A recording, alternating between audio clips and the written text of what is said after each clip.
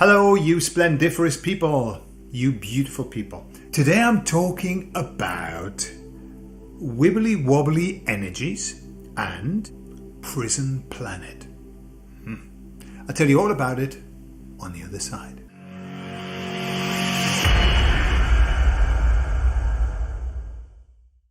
So what's happening is I'm recording this the week before it goes out, on the Wednesday before the Monday.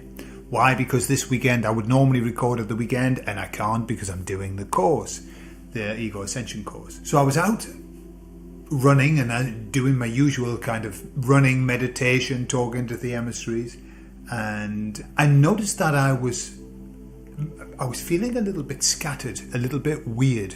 My energies were a little bit weird. And so I was asking them about that. And they were saying, look, there's an awful lot going on. And I don't know how you were feeling. I mean, obviously, you'll have to hark back to the midweek, but they were saying there's a lot going on. And so expect your energies to be doing this a lot. Some good days and some bad days. However, today was... and do I feel 100% yet? No. No, I still feel a little bit agitated. That's the word. I'm agitated. I don't know why. No idea. I mean, it might be something else. But that's what I was saying to them. I'm agitated, so is it something that's going to happen? Like the course, for example. Is the course making me agitated?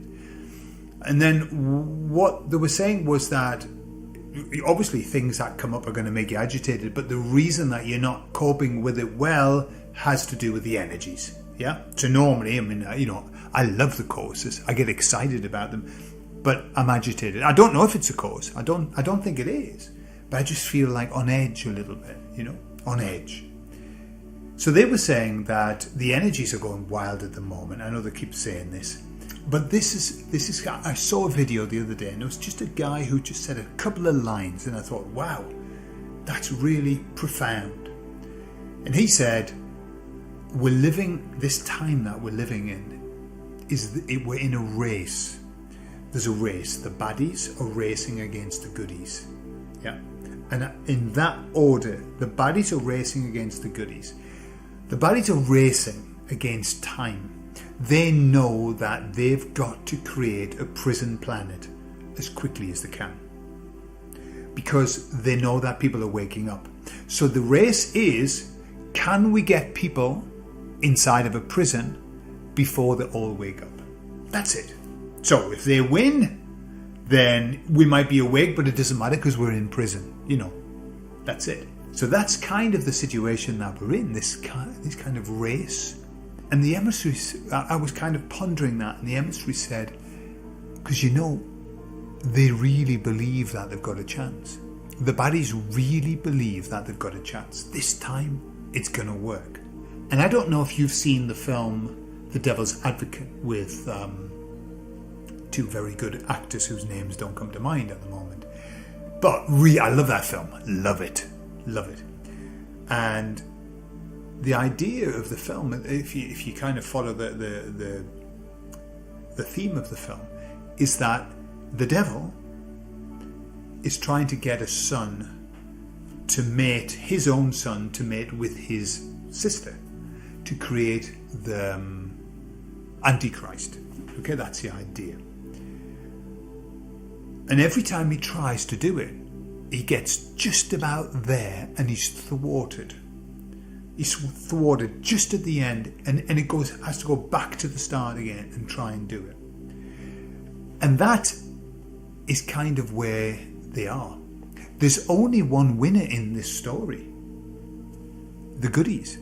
The goodies, the goodies, which the name comes from God, doesn't it? The goodies. They win. We win. And I know it's almost like a cliche, God wins. But that's the story. And there isn't a different story. But the baddies really think that they're in with a chance. And as we can see, they really do think they're in with a chance, because they're giving it welly. They're giving it rice, as we used to say up north. Giving it rice. I don't even know what that means. But they're like doing everything. And, we've said they're trying to compress a 50-year agenda into like 25 years.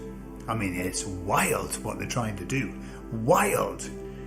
And so where we find ourselves is in this very energetic roller coaster ride, because good is winning. People are waking up by the millions. Just look at the way that people are reacting. If we just take that as an example, okay? Look at France. So there are loads and loads of people in the streets. Now you could say, well, yeah, that doesn't mean that they're awake. It doesn't matter. What's happening? People, we are revolting. Yeah, the peasants are revolting. We are being given this energy, and it might have to do with this kind of agitated energy. People are taking to the streets. Look at Israel. Yahoo, what a name, Netanyahu or whatever his name is. He did something. Half of the nation took to the streets. And we're seeing that all over. What's that about? That's about people knowing that there's something wrong and not knowing what it is. They just know, and so they're just kind of focusing on anything that really pisses them off. Yeah? So that's where we are. We're at this tremendous boiling point, this tremendous turning point, watershed in what's happening. The baddies know it. And so they're going hell for leather, full pelt. They're going to try and get this agenda put into place. I mean, it's mad. It's mad what they're trying to do so quickly. And I mean, it's shocking even the sleeping people. Sleeping people are shocked by it. You know, I was listening to a lovely lady who was talking, doing one of these talks. You see loads of them talking to the councillors or to the, local government or whatever. And she was saying, many people here are believers in, zero carbon, the zero carbon idea. And she started to explain what this plan is, and by 2025 what they actually plan in the UK, that by 2025, if that plan rolled out, nobody would be able to fly anymore. Nobody would be able to use a car. Everybody would be in their own little cities where they just walk to get everything they want. Nobody would travel. Nobody could own a petrol car or a diesel car. And so she was explaining that to these people, and you can just imagine them sitting there going, nah, that won't happen. But it's happening so frequently and so often, and there are so many people speaking about it, that it's not we're not in a drip anymore. And that was one of the number 17 letter kind of cliches, drip. We're not in a drip anymore. This is not drip. This is whoosh and sploosh. We're in a whoosh sploosh moment. I mean, it's overwhelming. It's overwhelming. So the baddies know that it's shit or bust, that their time is running short, and they're going wild. But at the same time, the Great Awakening is going wild as well. So it's no wonder that we're all feeling a bit, hey. It's hard to know where to look. It's hard to know. It's hard to keep up with what's happening. I don't now. I can't keep up with what's going on. I mean, it's just overwhelming. I don't even know. I read things, I don't even know what they mean. To know what the meant, you would need to be up to speed with that, and I'm not. And I'm just reading, going, well, looks good. Looks like something's happening there. So, quite where the ball is going to end after it's bounced all over the place, I don't know. But we know that it's heading in the right direction, and that good wins. Good wins out. Always. But that doesn't stop the baddies from thinking that they might have a chance this time, just this once. Been really clever about it. Until they lose again. Because that's the game. This is just a game, isn't it? It's just a game. And how do we know it's a game? Because it's a parody that is played out in every book we read, in every film that we watch, in every play that is played out. It's the hero's journey. The monster gets defeated, and the hero prevails. It's this part of our DNA. It's intrinsic in us that we have to go through this battle, And then we prevail.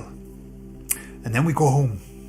And we rest a bit until we get bored, and then we start again. And that's it. Why do you think everybody writes that into the scripts? Why do you think everybody writes that into films? It's the basis of every story, every fable. Always.